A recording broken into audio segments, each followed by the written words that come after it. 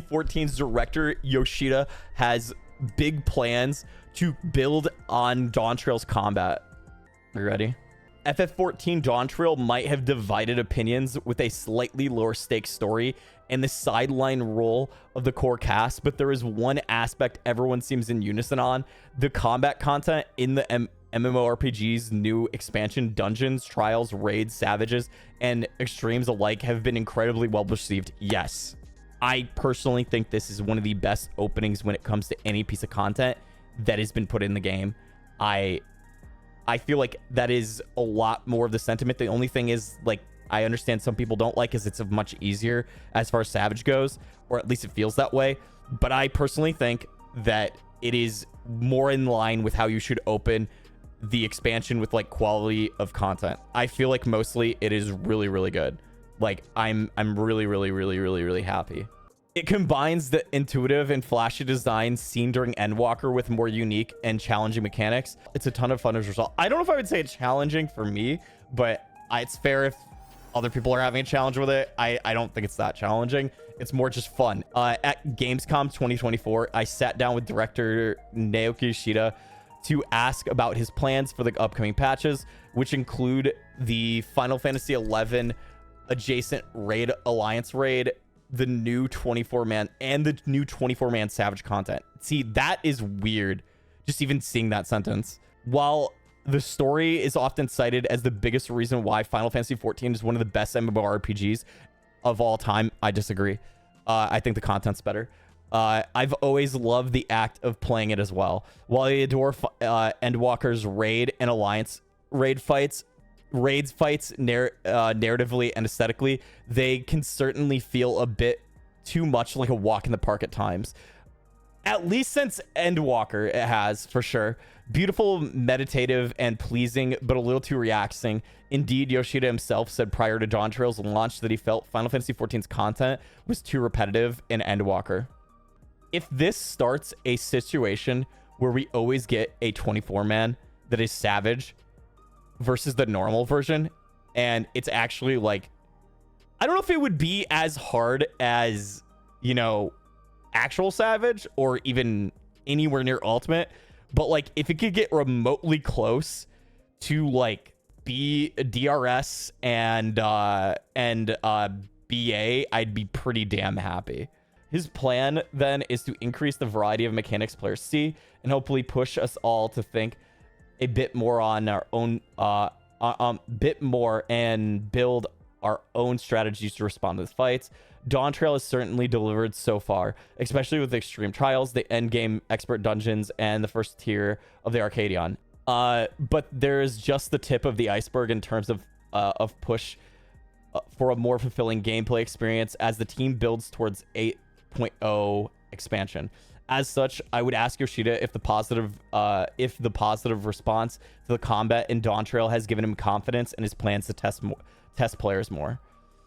I mean, I think it's a bit of a weird situation right now because so many people are saying like the Savage is easy comparatively to like old Savages, but I feel like everyone's been praising it nonetheless. Of course, when the expansion first released, the level cap was raised, and that's really just the starting line. I have to say that the players' response to the new mechanics is more positive than I was expecting. There were more players who liked the mechanics than I anticipated. What? That just sounds weird. What part of it would like people have not liked? There were more players who liked the mechanics than I had anticipated. Yoshida tells me via translator. And so now, as we are creating the raids for 7.2, the second part of Arcadion, we are going to be working on incorporating more unique experiences and surprising things. So I hope the players enjoy that. I think it's gonna be hard to like match like the thematics of this first raid. Like they went fucking hard. I don't know what to say. I feel like each of the bosses are really fucking good. Like in the way it's presented. Like they went out of their way to make it insanely good. The characters themselves and the mechanics like feel engaging. I don't know why. I feel like I'm always like doing something and like in a good way. I'm trying to think of something that I don't like from the one, like even any of the fights now that I've done them all. Like I've not stepped in a single one of those fights and been like, I fucking hate this. I think it's more of like, I don't like some of the community solutions for like mechanics, but that's it. Like, that's like so minor. There's more to come before we get there. Of course, in patch 7.1, we'll be having the Final Fantasy XI crossover alliance, Echoes of Vana'diel, and we are creating a 24-person Savage, which is shaping up really good. I don't know if that like card confirms it's directly related to the 24-man. Like, pairing them like Echoes of Vana'diel and then saying that, is this like I feel like I'm like in a little bit of disbelief in a way that it's like, this isn't real. Like, there's some like translation error here. Like, I'm like having a hard time comprehending this because we've never had this. And it feels like it would have been something like way more like on the like the keynote presentation for Dawntrail. Like, when they were initially showing it off at FanFest, I feel like it would have been a lot more like in our face. There's gonna be a Savage version of this. FF11 had Savage like content. There was a story versions and there were super hard versions. Oh wait, what are you talking about? Are you talking about like how like Limbus and has like Proto, Ultima, and Omega, and then there's like the Ultima Omega from like the airship fights, or like what do you mean? They didn't like end up doing like the hard versions of them until like post 75 cap. They've never had separated difficulties at all for like Final Fantasy 11, and usually like the separated difficulties were like a raised up level cap version and not like a actual hard mode version, because there's Sky and Sea, which are, you basically go use items to like pop mobs and they spawn monsters. They have no difficulty variance. You have Dynamis, which is all the exact same difficulty, but there's like, you have to unlock like pathways from like, you have to do all the city states first, and then you unlock Bucidine, and then you unlock Zarkabard after that, and then you go to, if you do the COP Dynamists, you have to do like the Valkyrum, Bubarimu, and shit, what was the other one? I don't remember. There's a third one for that, and then you unlock Tavnasia. And then there's Salvage, which doesn't have multiple. ZNMs doesn't have multiple. Nizal Oil has... Okay, so, like, this is all, like, pre-75 cap. None of this stuff is, like, multiple levels of difficulty. The time when they started doing multiple levels of difficulty was when, like, they pretty much, like, ran out of, like, stuff to, like, add to the game. They started refreshing content. And the reason they did this is that it was a 99 level cap. And they made, like, separate levels of difficulty for, like, very easy, normal...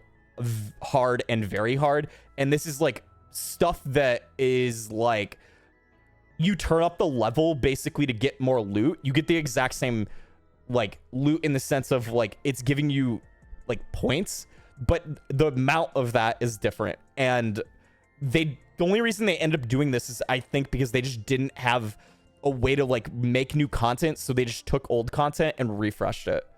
Oh, Quiffum. Quiffum's the other one, not Lithane. Lithane you're thinking of is Abyssia. That's what Lithane was. So there, like, Abyssia, when that came out, that had Kronstadt Highlands, Lithane, and Mephrodata Mountains. I think, was it Mephrodata Mountains? No, I don't think it was Mephrodata Mountains. It's the zone before it. Tromi Canyon. That's most of the content I can think of off the top of my head that was 11, without getting too much into the 99 cap stuff. But there's definitely a lot of 99 cap stuff.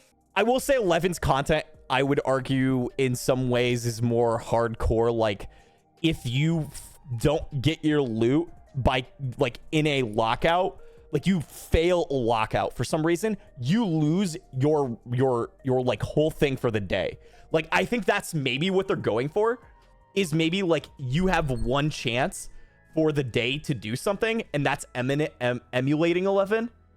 And that might be what the Savage, quote unquote, is like to emulate 11, is like, if you do Salvage and you use your 24-hour lockout on Salvage, you fail and you die and you wipe, even if it's on the first floor of Salvage, you cannot do it the rest of the day. If you fail in Dynamis, which was like the 64-man like content, I think it was 64, man. I can't actually remember if the exact amount of people, but I think there's 64 people that can basically enter into Dynamis, and you basically get your whole link shell to go in here and do it. And you're farming. If your whole alliance wipes and you cannot get back in, and you did not save like an hourglass, which is like the thing that you used to enter, you'll lose your lockout.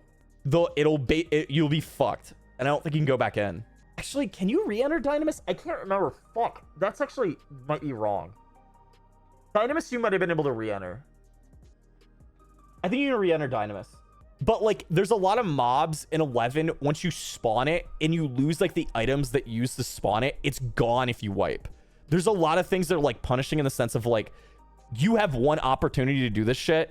Like, there is like something called Einherjar, which you fight like Odin and like other shit in, and if you wipe in that, you lose like your pops. So like basically how Odin worked in 11, you have like a series of like fights that you build to like gain like these feathers, and once you have all the feathers, you can enter a special fight against Odin specifically. And when you do that, you have to kill him in this instance. Otherwise, you have to rebuild the whole entire set of like feathers. And those feathers you can only obtain every 3 days. They made it easier to like spawn Odin at some point later. But initially when it came out, it was like one area would give you a feather, and it would be 3 days. And then you have to do it again. And then you do another area, 3 days, and you have to do it at any point you wipe, you have to reset. Not reset the whole thing, but like at Odin, you would have to reset because you have to spawn him like completely. Yeah, no, Odin was the first time you had to kneel. You were thinking Archangels? Yeah, so Archangels, yeah, that's fair. That's fair. So Archangels is, you had the six-man versions of the fight that were like for the story mode, but you could do an 18-man version, or... yeah, 18-man version of Archangels where you fight all 5 of the Archangels at the same time. And if you... it's 5 of them, right? Mithra, Gelka, Tataru, Hume, Elven. Yeah. So you fight all 5 of them at the same time with like a full alliance. And that I could... what if they gave us Archangels? What if they gave us the Divine Might? What if that's the 24-man Savage? Dude, that'd be so sick. If that, it's just like a trial. The Archangel Mithra as a mount. Oh my god. Oh my god, that'd be so sick. Okay, anyhow. So I hope players look forward to that. Yoshida mentions the 24-man Savage has sparked much discussion. Yes, it has. I am curious what it is. So I asked whether it'll be tied to the alliance raids or the new Bojin style large-scale multiplayer content that the team is working on, and whether Yoshida specifically wants to respond to the concerns that Endwalker's alliance raids were a little too low peril. So firstly, with the regards to the alliance raids, it is designed as usual so the players can enjoy the experience, he responds. But having said that, we've received feedback that alliance raids are getting too simple, so we've designed them in a way that it's not going to be a walkthrough. Please God. Currently, what we would say about the normal alliance raid in terms of difficulty is that it's quite standard. In the development team, we always have this discussion, and it's tough to decide and if we're going to where we're going to draw the line in terms of compromise. We always need to consider what the average item level of gear that players have is going to be, and it's really difficult to predict. Sometimes the average item level can be above what's expected, as Yoshida explains, but sometimes it falls below. I think this is a major issue for them, especially because of the fact that like the item level that you obtain from the raid is like dramatically lower in my mind than what you get from Savage. And I know not everyone does Savage, but why after a full like 3-4 months of Savage, like, are you not just letting people get the same item level as Savage, or like 5 item levels lower? Like it's in my mind, it's weird, especially when the loot is like once a week.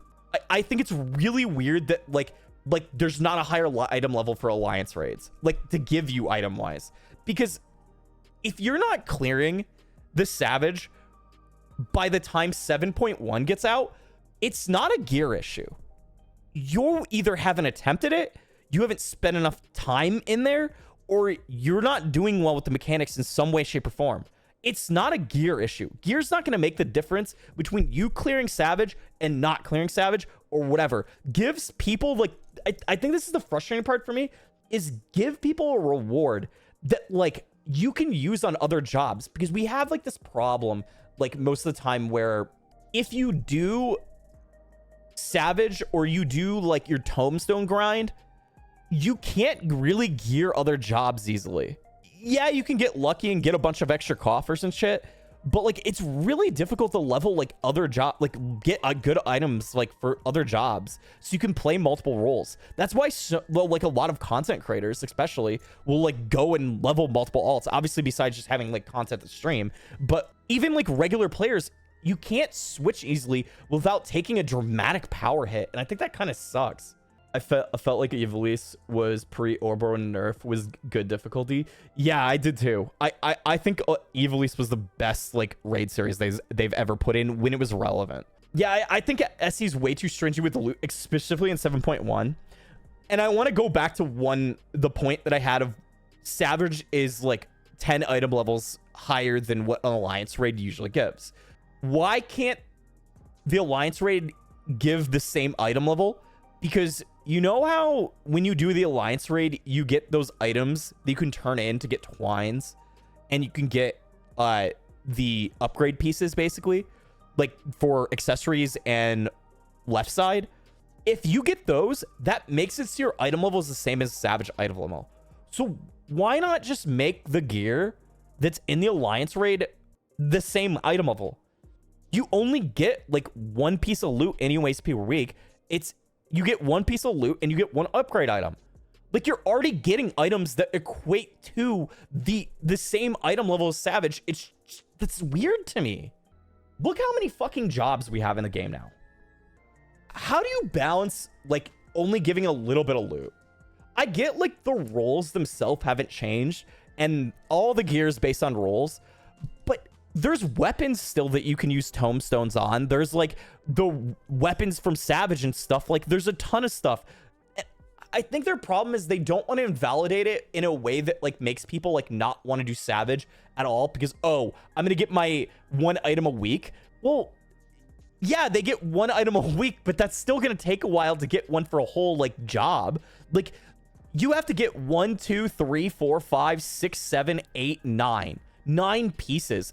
Not 10 if you include the weapon, and that'd take 10 weeks if it dropped it. And even if it like the gear it was only left side, it'd still take 5 weeks and for one job to like get it up to like the max item level. And I don't think that invalidates Savage.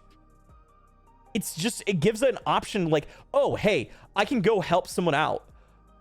I just think they need to like redo loot and like overall, because I don't like that you can't be flexible in a game that you're supposed to be flexible in. And I felt like the Alliance would be the perfect like way to do that. All right. When we're testing content, we include members of our marketing and PR teams. Do they play the game? I don't mean to ask that, but do they not play the game? Because like there's a big difference between someone who doesn't play the game and like they're like literally here's a keyboard, here's a controller. And they've never played the game before and they're like, And we found that there are sometimes times where we just wipe and wipe. And there are some times where we just end up running through it and it's super easy. So it's really difficult to decide where we draw the line. We are really torn on it all the time. First of all, I don't think you should aim it at people who maybe don't play the game, and I don't know if the PR and marketing teams even play the game, but you should aim it at people who maybe are like fresh off the MSQ and also playing with more experienced people. So there should be like maybe somewhere between dungeon and extreme mode level mechanics, and maybe just even a tiny bit more towards extreme modes. However, this time when we're making the Alliance raid, we decided very clearly what we wanted. He continues, when a player goes through on their first playthrough, they will probably wipe 3 times. That's good. I think that's a good goal because there's no wipes basically the first time I did the last couple alliance raids. This is what we felt was a good line to draw. This is not what we want to make. We don't want to make it difficult, but we want to provide something exciting experience for players. So we hope that they'll experience that. I think the key thing is like every single mechanic, and this is because people are trained, and I've said this before, people are extremely trained on Final Fantasy mechanics, and they know exactly what to identify. In 14, when you just throw them those easy identifiable mechanics, they're going to solve them instantly. Ivalice, if I remember correctly, when it came out, a lot of the stuff was not easily identifiable. One of the really big ones that I can remember, Ridorana Lighthouse is probably the better one to say, and just go with math. Yeah, the math boss, it is stupidly easy to do, but people fuck it up. People can't do the math, and it surprises people, and people fuck it up. There's also the first boss of Oberon Monastery. The sniper part, people fuck that up. It is easily identifiable what to do, but people still fuck it up. So my point is stuff like that will throw people off. Just give a little bit of taste that's not your usual mechanics. Give a little bit of new stuff or stuff that's like unexpected and throw people off a little bit. I think that's the main point to me. The other, like for example, Thunder God Sid, especially, like when he does like a shitload of mechanics all at once, and then you have to like have a very specific strat to like deal with some of his like mechanics. I think that's like another one that like, I think that's another one that like is really good. That's like uses basic ideas, but you need to make sure you're a little bit coordinated. Okay. On the other hand, the 24-man Savage, this is going to be a completely different boss. Wait. On the other hand, the 24-man person Savage, this is going to be a completely different boss. So it is going to be completely different content? That's certainly an exciting prospect. And it'll... Wait, hold on. Did I miss something? No, I didn't. That's certainly going to be an exciting prospect, and it'll be interesting to see how the team has developed the mechanics for a large group to handle at once. Past Alliance raids have incorporated some really fun ideas, even back to as far as Crystal Tower, but many of these mechanics aren't noticeable today due to sheer amount of power of the average player and their familiarity with the content. That might actually be Archangels. So, without going into too much detail and ruining stuff for people, this character that they showed at the start of this is the final boss of the base game. After you defeat him, shocking, I know, you defeat the first boss of the base game. I know, crazy. Spoilers. There are the Archangels that spawn and show up, and you have to fight them later in the first expansion, which is Rise of Zillart. And that's what Shion was talking about with Divine Might, and Xeris was also showing with this Mithra. This is one of them. And when you fight them, you can fight them individually as as a 6-man group, or you can fight them as an 18-man alliance. And you fight all 5 of them together, because there's one for each race.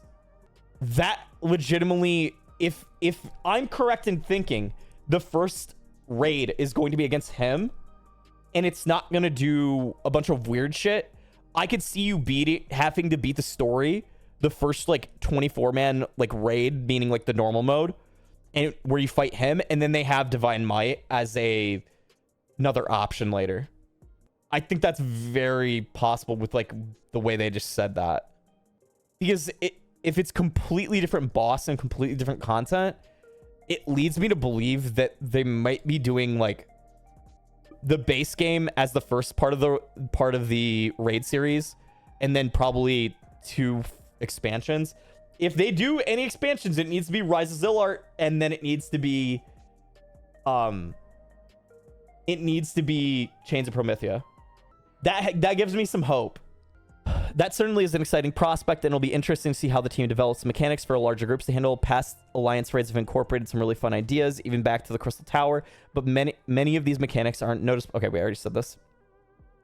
In closing, I asked Yoshida about the response to the recent Savage tier for the Arcadion. It was certainly a delight, but the players across the board found it was cleared relatively quickly.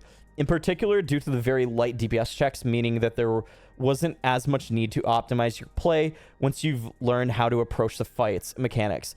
Was this intentional to help players get into Savage rating, I query, or did it fall more on the DPS balance changes that landed on the same day? I think it's both, but I think it's crazy that when I actually cleared, Corpy was the only one alive, if I remember correctly, and used LB3 to res up the whole group because we failed on Sunrise. Someone fucked Sunrise up, and somehow Corpy lived.